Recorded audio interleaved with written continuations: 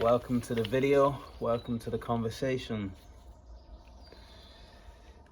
So today, God wants me to speak about manifestation. Our ability to co-create with the universe. That is our inheritance. There seems to be a theme so far with what God wants me to speak about. And it's very much speaking about our innate power within.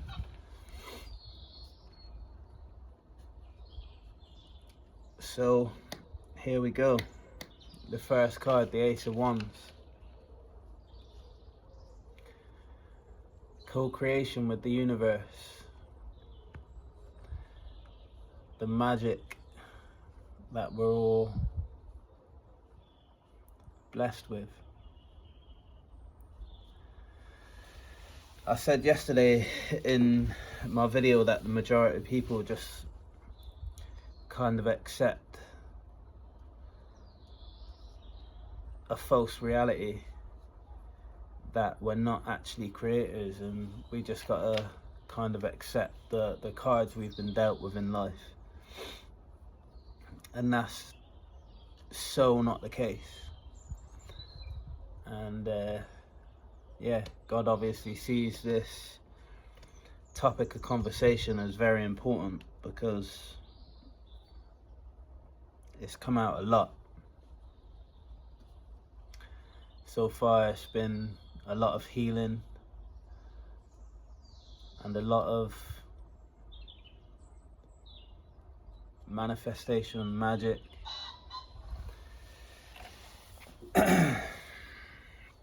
I suppose there isn't really too much to life other than that, to be honest.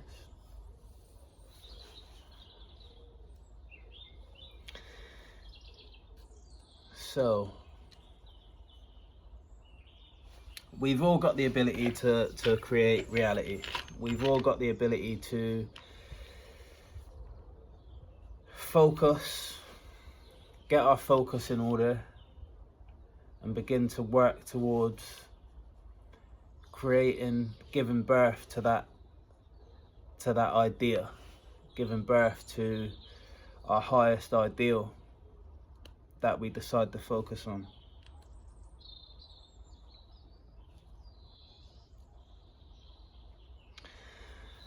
So God wants me to talk about how we do that. So first and foremost, we get clear on what it is that we want. We get clear on what the overall outcome is. What is our desire? And we don't have to just stop at one. This is an ongoing thing on a day-by-day basis. You know, we could have 10 manifestations in the work if that is what we choose to do. I don't advise people just starting out to understand their true power to focus on 10 things at once. But on the most basic level of manifestation, we're manifesting every day. You know, when we're sat at work deciding what we're gonna have for tea, and then 7 hours later we're sat in front of a plate of what it was that we thought about all day, that's a manifestation right there.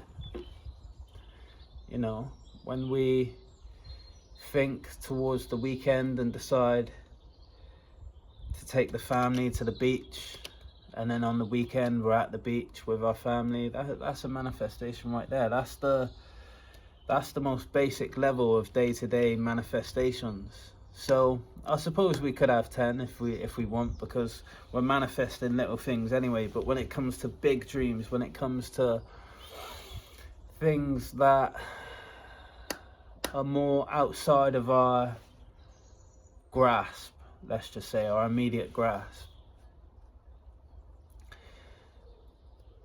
it's not good to have 10 of them on the go at once. So let's just say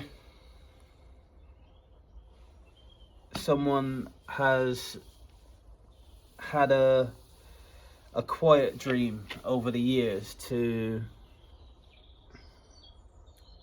I don't know, sell cars, let's say, have their own car dealership. That is possible. So let's use that as an example of how we would manifest something like that. So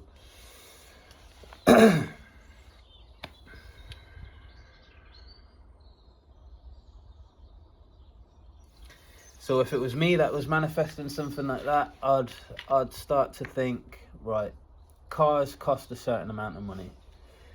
Is it possible to get cars on credit to sell? And then I'd look into that. There'd be an amount of research that would have to be done for that. If that was possible, then I'd look at what it would take to be able to get those cars on credit to sell. You know, there may be bigger car dealerships that would be willing to offload some of their stock onto smaller dealerships, and then get the pay for those cars when the sales are made. Or if that wasn't a possibility, I'd look at how much it would cost. So what kind of car, I suppose that there would be the best place to start actually. What kind of car dealership would I want? Would I want to sell used cars? Would I want to sell brand new cars? Would I want to sell cars that are used but have low mileage? Do I want to sell cars that have high mileage that are used but that high mileage was used on motorways? So, you know, there's so many details. So I'd want to get clear on the details of what it looks like, what the end goal looks like, what the actual dealership looks like. And then when I was clear with that, I would then look at how to get the cars. Would I need a large amount of money to start in order to buy the stock in? Or would I be able to, like I said, be able to get cars on finance? Well, I suppose that's not finance. Get the cars on tick. Let's just say, I haven't got a better way to describe that right now. So where you would get the cars and then pay for them later on, once they're sold. And then once I felt like I had a strategy in being able to get the cars, I'd then look at the kind of premises that I'd want, the area that I'd want it in. I'd want all the details sorted out in terms of where I'm getting the cars from, where I'm selling the cars, what strategies I'd use to sell cars, what strategies I'd use to gain attention from potential car buyers. And then I'd want to look at the market, you know, how many cars are sold every year, how many cars compared to how many cars are sold, what percentage of them are sold through dealerships. You know, I may do research and realize that it doesn't make sense setting up a dealership, and it would make more sense with the numbers to sell online, or have an online dealership rather than a brick and mortars dealership. I'd get every single, like, fast forward, because I can't sit here and set up the whole thing, because it'd just be a waste of time. So I'd want as many details as I possibly could have in terms of the market, you know, the buying trends, how much money people's earning, what people's annual income is compared to the percentage of that income that they spend on cars. I'd want to look at all the little finer details. And in doing so, I'd be in getting all the finer details in order, I'll be racking up and stacking up lots of energy that's directed towards what it is that I'm trying to create. I'll be racking up. You can imagine it as like a bank. So imagine your manifestation as like a manifestation bank that needs to be filled with energy. So all of these actions that you're taking and all the attention that you're putting on the details, you're filling that bank up with energy. And the aim is, I suppose, over time, it's not something that I do, but from like a talking about how it works kind of thing, from an outside point of view, you're looking to fill this bank up with as much energy as you possibly can. And then that there's going to act as your magic source, let's just say, your source of magic. So once you've done all the research, you've got your idea down on one piece of paper. So you want it to be so clear and concise that you've got the basic idea of what it is you want to do, how you're going to do it, how much it's going to cost, and all them kind of things on one page, one A4 piece of paper. That way you know that it's doable for you, because you don't want to put all your time and effort into something that you don't truly understand. You know, you don't want to put all that energy you don't want to put all that energy into something that's so complicated that you actually don't understand it. So once you know you do understand it, you've put all that energy into it, you've now filled the bank up for day one, let's just say. Yeah, so let's look at it like that. Like this bank needs to be filled every day. Yeah, the bank needs to be filled every day. So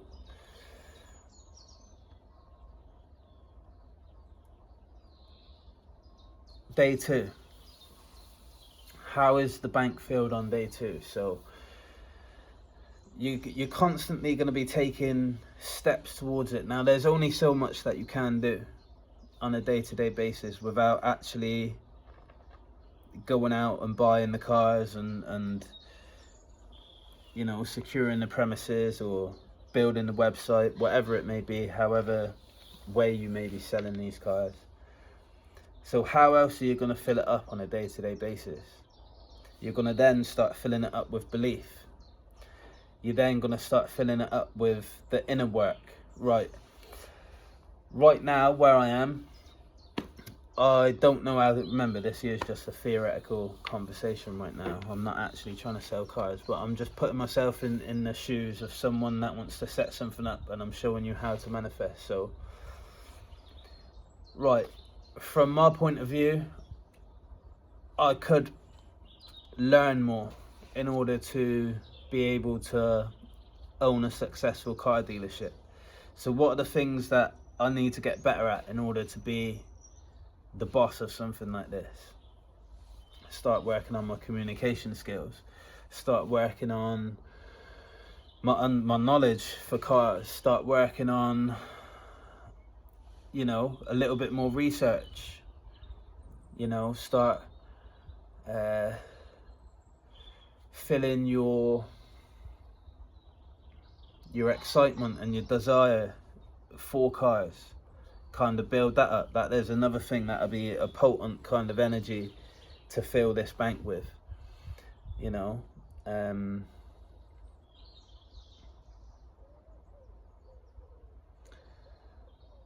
You could maybe start looking at your ability to do sales, because if you're gonna, even if you're not gonna be a salesman within the company, which I suggest you do become a salesman within the company, I suggest that you would do all the jobs to start with, because it would be stupid not to, unless you've got like millions of pounds that you want to throw into this, or hundreds of thousands of pounds, you know. But then you're making it harder for yourself. So it's about being realistic as well. You know, you want to give yourself the best possible chance of making it a success, and throwing money away at wages without knowing whether this is something that you've got the right recipe for, in my opinion, would be not the best thing to do.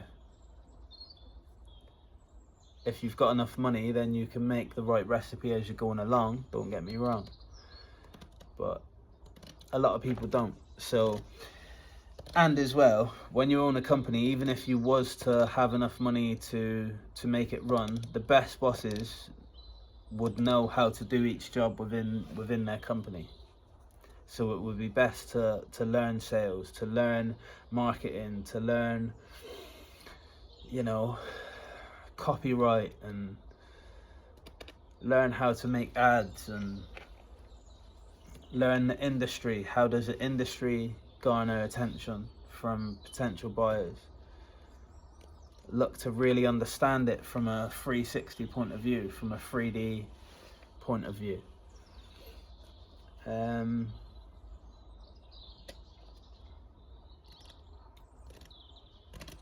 then once you've maxed out on all them things, the only thing left to do then is to use your mind to fill that bank.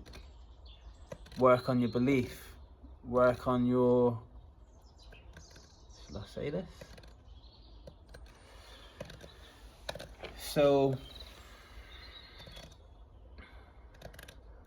work on your determination.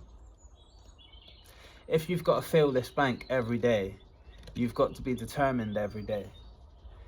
If you want to fill that bank every day, you've got to almost become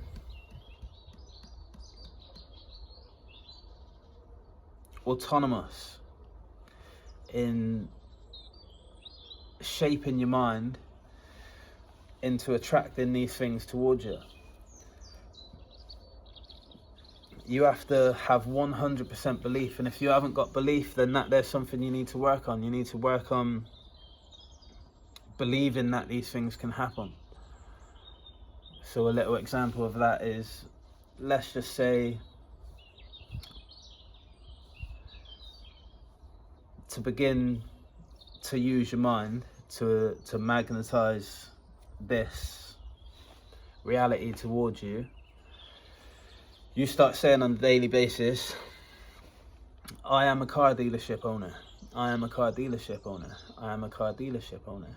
I am a car dealership owner. Now, if there's something within you that seems like a stumbling block, if there's something within you that's like just doesn't believe that, then you have to then do the inner work. What is it within me that feels like this can't be possible?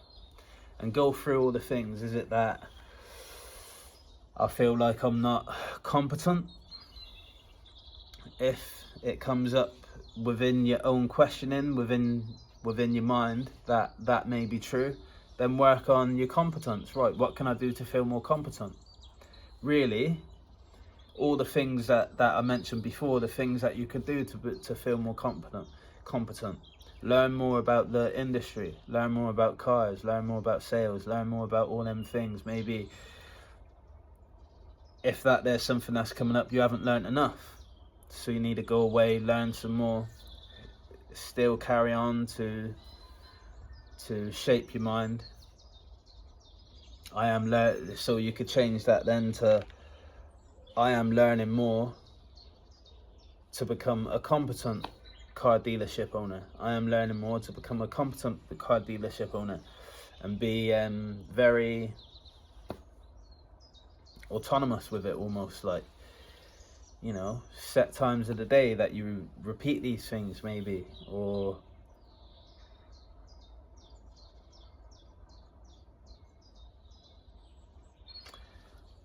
get a coach who can help you to drill these things into your psyche. The point of the matter is, you need to develop your mind in order to not lose sight of what your goal is, and be repetitive on a day-by-day basis of telling yourself the same things. Now, let's just say you break past that barrier of not feeling competent anymore. Then you will say, again, I am a car dealership owner. Now, you may feel more confident saying that, but you may still feel a niggling thing, you know, within you saying it, that seems like a stumbling block. So you then go into yourself, right, I feel like I'm more competent. I feel like I could be a competent car dealership owner, but there's something else now that feels like there's a blockage there. What could that be? So, do I feel deserving of being a car dealership owner? Alright, that there may be something that pops up that's like, no, I don't. So then there's the next thing that you got to work on. So on and so forth. Until you can say, I am a car dealership owner with absolute belief. When you get to that stage, you've now had, you know, I imagine months of day by day building each day, filling the bank of that day with energy. Once you've got to the point of actually believing and feeling, feeling's one of the most important things, actually feeling like this is a possibility. You know, believing in your mind, but also feeling, you know, you've got this excited, energetic knowing within you that this is now a possibility. You've now done 85-90% of the work once you get to that stage. Then it's just a case of maintaining that belief, growing that belief, maintaining them feelings. Once you get to them feelings, you then want to start feeling them feelings every day. So then it becomes a case of just rinse and repeat. Rinse and repeat. You know? And then you start bringing the plan to life, the plan that you made in the first place. You go back to that, you know, refine it, start getting it ready to really bring it to life, and then take the steps that are needed to bring it to life. Then you will start, you know, making your calls to dealerships, making your calls to other companies that are doing it, and finding some research. You know, maybe you could even go and volunteer or get a weekend job at a dealership just to really get a strong feel of these things. You know, maybe it'd be a good time at that stage to start looking at outside investments, or, you know, how you're going to fund it, depending on how the plan's looking, how you're gonna fund it, yeah. And then take the dive, baby. That is it. You've done all the work. The last 15 to 10% is actually making it happen then, which only you can do. You then gotta take the actions, the real world actions, to bring it about. You've done the energetic work. It's already at that stage, it's already formulated in the spirit world. You know, and, you know, at that stage, things will start happening where that seem like is magic. You would just get opportunities out of nowhere. Maybe, you know, I don't want to give any examples because I don't want to make them shit, because the amount of opportunities that could pop up is endless. These will be opportunities that are sent to you by the universe, because you're then co-creating with the universe. So the universe will be moving heaven and earth to bring you opportunities that line up with all the work that you've put in. But there you have it. There's a small example of how you manifest. It's a lot about energy. So the second card, the Nine of Pentacles, basically talking about what we was just talking about then. You know, you've put all the work in, and now the fruits of your labor is there and tangible.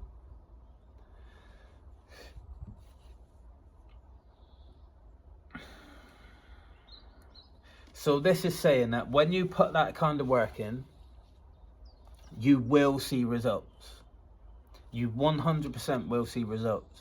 When you put that kind of work in that I just mentioned there, you know, and that you can take that and fit it into any walk of life, into any desire that you want, whether that be the desire for, I want to say a person, but you know, you shouldn't have to put in that amount of work to attract the person to you. But, you know, take it and fit it where necessary and where,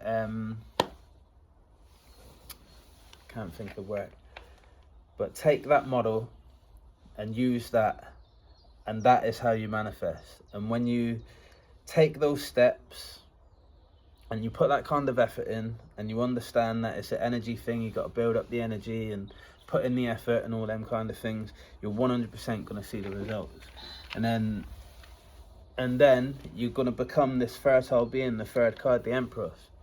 You're going to become this fertile being after putting all that work in. So this is saying after you put that work in, what you're not realizing is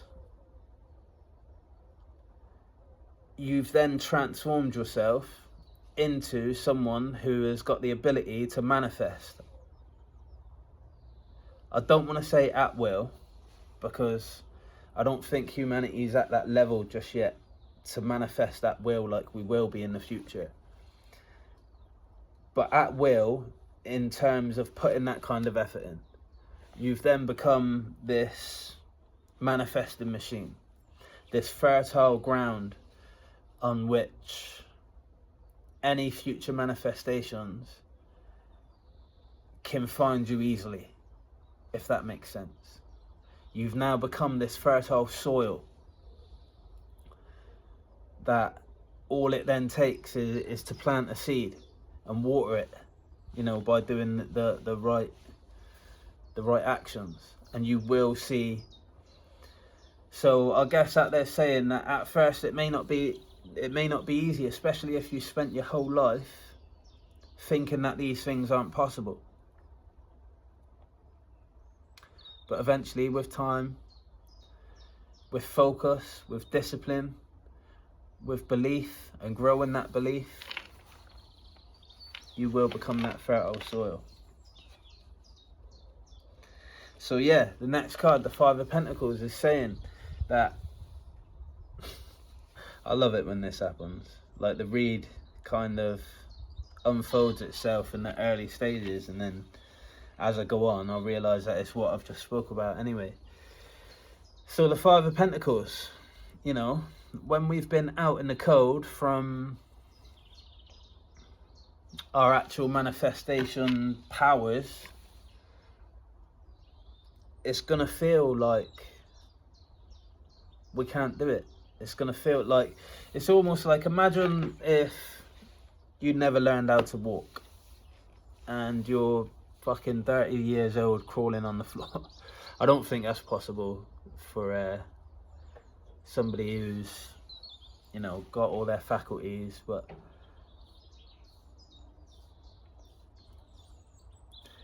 for the sake of this conversation, let's just pretend that you're bloody 10 and you never got taught to walk. You've lived in a fucking cave that's not tall enough to stand up in anyway, so you couldn't have stood up.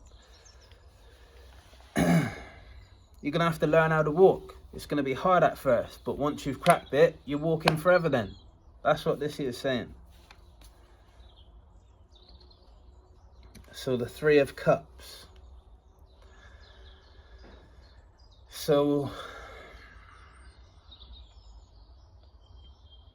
we've been sold this party lifestyle. This party lifestyle being the cave that we was in not allowing us to stand up. So even if we wanted to stand up, we wouldn't be able to, because the cave, the height of the cave wouldn't allow it. To a certain degree, that is life.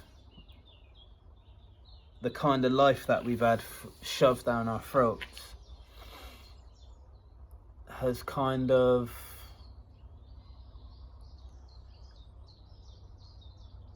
disabilitated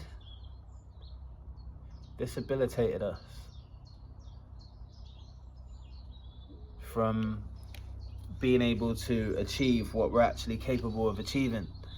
We've had our minds distracted so efficiently, very efficiently, that we haven't really had time to realize our gifts. We haven't really had time to explore ourselves, our real selves. So in order to do this, it's going to take not only discipline of the mind to reshape the mind, but also discipline to cut off the old style of life, cut off the ways of life that we've lived up until this point.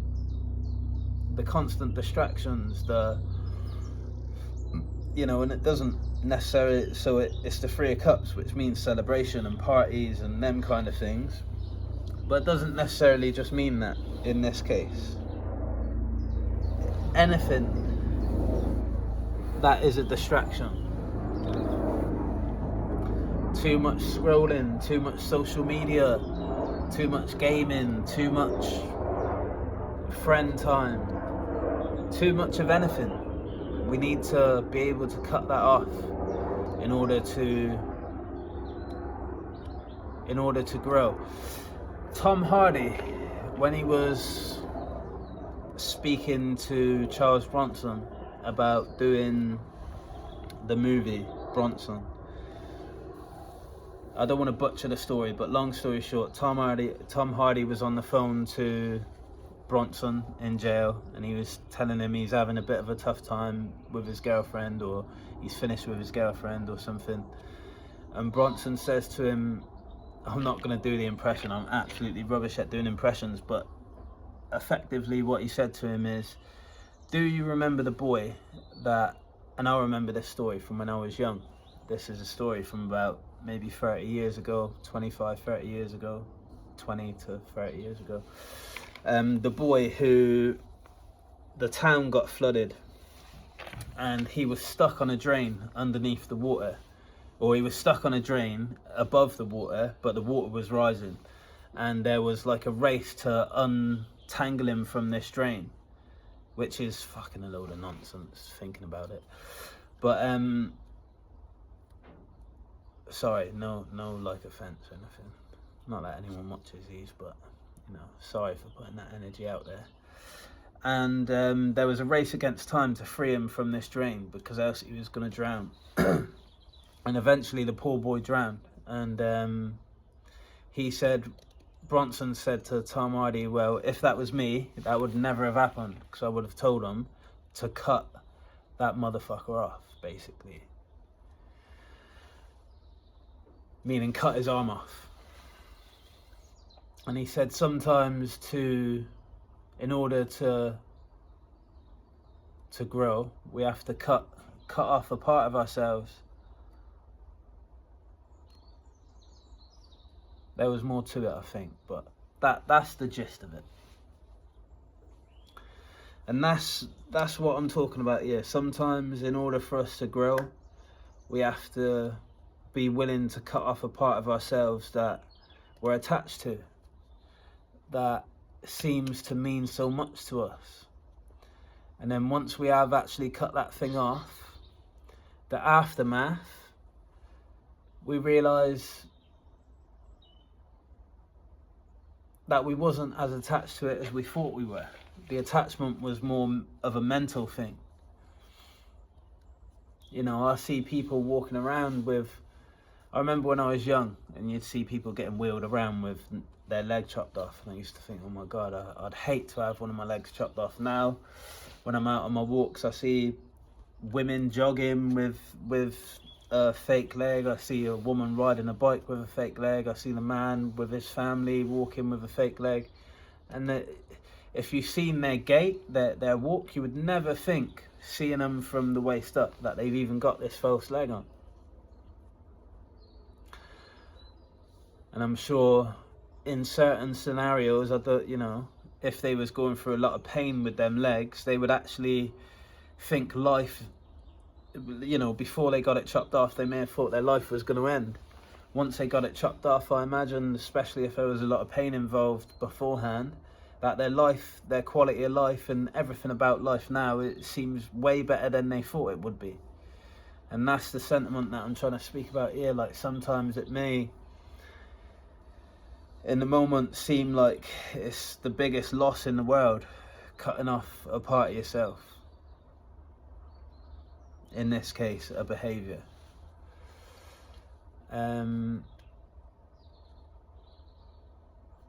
But in the aftermath, when we see the results of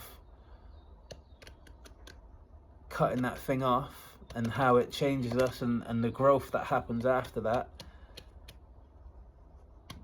we 9 times out of 10 realise it was the right thing to do. I'd argue maybe even more than 9 times out of 10. 99.9% of the time, maybe, realise that it was the right thing to do, to make that sacrifice. And I've got an argument that sacrifice in the Bible, this is what sacrifice means, not killing animals. That's like the dark way of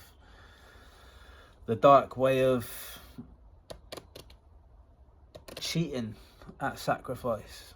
Sacrificing something else or someone else in order to sidestep your own sacrifices. But true sacrifice that brings the true empowerment of what sacrifices bring come from sacrificing things that no longer serve us, sacrificing worldly things that we're mentally attached to. Last card, the Three of Pentacles. Planning, teamwork. So 3 of Cups, 3 of Pentacles. I'd say that what I just described was talking of the 3 of Cups and the 3 of Pentacles together.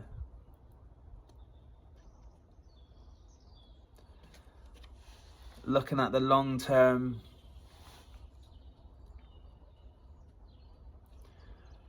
looking at things in a long term way, and really strategizing on how to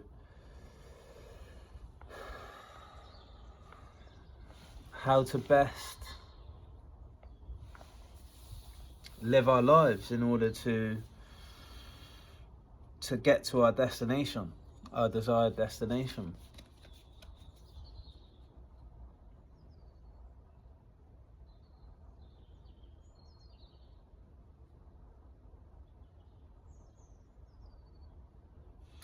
And once we've done that, once we've done that, everything that I've just spoke about is the plan. So the 3 of Pentacles is like tying up the whole conversation. Like, that is the overall plan. Everything that this video has been about today. Like, this is the plan. Bottom of the deck was a Wheel of Fortune. So that is the plan to bring about our great fortune. The fortune of us utilizing our inheritance, our God-given inheritance. The fortune of putting a plan in place to become our best selves and to start really creating the lives that we can actually be proud of. Lives that are our wildest dreams, and then executing that plan.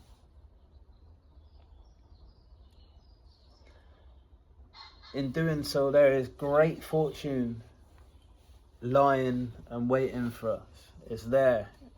It's there in the spirit. It's always been there. You know, I'm being brought back to the Empress, the seeds, sowing seeds.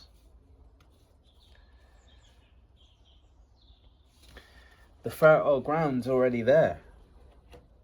It's just a case of us putting the work in to make us believe. You know, that saying, whether you believe you can or you believe you can't, you're always right. It's that kind of thing right there. The fertile ground's already there. If we believe we can, then the fertile ground becomes us. But even though the fertile ground's there, if we believe we can't, we're not going to be able to access that fertile ground. And that was the conversation for today. So, very enjoyable. Speak to you soon.